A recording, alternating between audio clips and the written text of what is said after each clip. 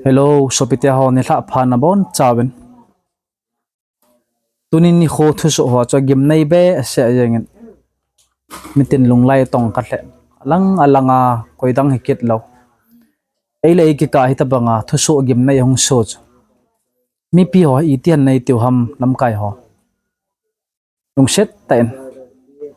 Ai thaile ki chamding ki to de la hin kho man ding hi gya loit. Nang ho nai ti lo ki ho ikati du ham thing pet na public mi ho ham. Seding in ang anompon hi jong le. Athu yong se dayeng katin. Ai pi jong le tuni thla hin voice khat hong vai ra len ata hi zo hi yong ka hepon oi man nom mo na sai benang hi chi voice na nga jo itin thu chen ga he nom hon thu chen nong ka tingam poi thu ta yong ka tingam poi koi hi yong hi po ben aw ha chi o so to na nga jo itin hatta chan ngal nei ta na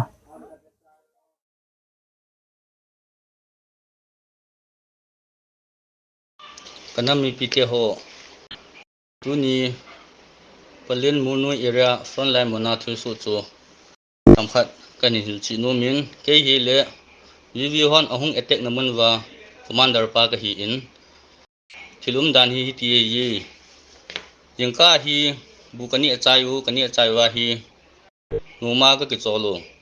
jana duty po ke ya numa ka ki cholwa nom ta lumna ka ki jamu tunia sarjan pa athipa jang hi bu ani pata hin ma hi nom ta kichana to hin pa hong kon ho hi yet an honwa chan hi wo tiwa an kap pe pha a kap di pha wa hi ke ho jong ing kap ta ibiti ka kap da du ham izat ni nam hi jong le ing kap chu thal ki cho ya ibiti ki le kap da de ham amo bo pusal hi lo hin e yong pusal ki hi hin e ji phana ka ki le thu wa hi le amo chu so pi ho chu mi thum hin khu ane be kan no mo ke sel hen en la ki hon ka pa nu hi pon amo na pa nu hin ipja ihung ka mom tiang ka ke po ve jingka hi pungse gi langa hi la yang langa jong la yang langa ko loi ho jong aga ete mo hin athar yo siu nu ta bu ne pa ta wa ngi jip si khana lai lut wa athar yo sia la pi wa thamo bol wa chatmen lo wa ha wa thar yo sia la pi wa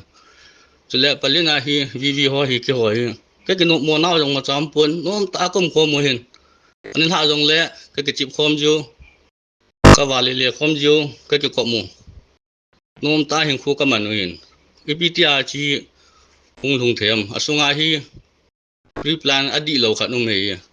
so an jong ka bol nu ma ka bol lo he pon ka ki hin su na thei ding wa chu ka ki defense na wa ka bol lo tan chi ni he team de wei chu le ni hi ikap ka bo ka mo tu nia chu ting pa na pelena vivi lam kai pau lan niao jing yong chu ka mu hi lan niao pi na ngai to choi na bol ham ka tila heu kin ke ha puai ke ka yaw puai ati ka kap lo yi ka kap le nai cha kha ni a thi ding ai tan ka kap lo kang chale nu chin na chunga khoi ka tha nu puai pi dia pi na ngai to ke ho hi nong ete ham ka tila tu ne ete bol hi pelena ko mu khom pi ho vivi ho hi lo ye mun chuma pa na hung hin jang ha jani lang apa na hi amo he ki bung pu sadan we ta ben pilung no mona ne ham tula nam organization te ni UPF se ke no in ni sa ho drug so ahong ki kha ho hi so ji jong hui mai thein tin khai via lo chang ho a kya la o yong chu amo a yong hi mai thein to no mo sa na yong a bol ham ipitiam a thu chi ni khe nai pon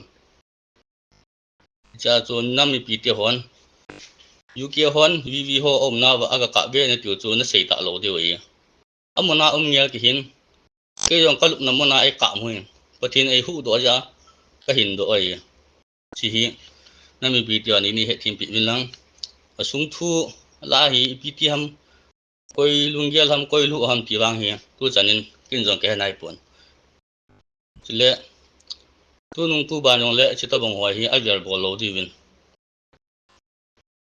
ka tau thoi ne hi izat nam ke bong boi lai ta ki ngai lu ta om de lai ta pan khom de lai ta amon chita bang lung ang gel hi no mo ka sa le bale muna kom na wa jong front line na kyung chi yong le ki ho amasang jama kom wa am ho asung hiwa kom san lai ki ngai lu ta kong pho mo hin sung langa lam kai khat ni lung gel hoi lo ja ai so ta bong ung su wang hi dei wang apung pui nam mi pi te ho nu si tan pi jong la ki pa me so pi te ho te hi bu tua thu ki se ho ja so ke jebin ata ham zo ham he thai khop lo wa mi hem ho ku ki cha te kyo ma hi tan mon te na agim nei ma jing ni ki bol na ho ha pi ti la ta hi ho ki ka ho le ho ki ka hi ta ki tha to gim nei ki nai tam tule ton sodan da ta hen ta pon ti ti ai sai lo ham na ideal phautin khan khat ki ngai lo hutin sopi ki ka en nong set ten yem na thal khut thla na wa bol la taute ka ki pa ka cycle mal na ngai dam bin nang ipi jong la tua thu voice ang viral pen kan upload chung changa hem ipi hon dilat ne ti ka dilat denga hin ko i yong ka hepun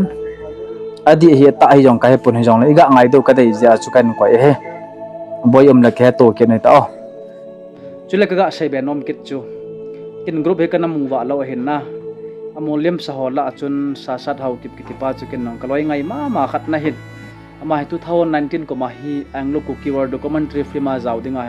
audition kan bol khomu training ngam kan cha jo hin chula ma ta sa ngai lo mi ta sa hoi ta mi phata mi pa be sat lo ai ken it oma ma jeng hin ta banga gamne na ma dinga pan ala nu nga jong ahin kho chan thau ka gel la set lang ka san ahi wanga jola sei thai pot khiat thiam lo je hi mai tan tin ung set ta en tunung tu ban la sam saw lang ho ko na hin nam si pai ho ahin kya vi lang ho ahin nung set ten sopi ke ka ahin hin kho kila to jeng chan ge lom hen ung gel nei ta po te tia ka hung ta wa he ma chai lo pan he jong lang ka sei khel mal ngai dam bo kaloi pa sa sat ka it khle jengin ahin na ha sei thai ong ai ta poi ma thu an sung mi te athi zo se molium sa zo se an sung mi te alanga pathianin hlamona na pe taw ho nom cheon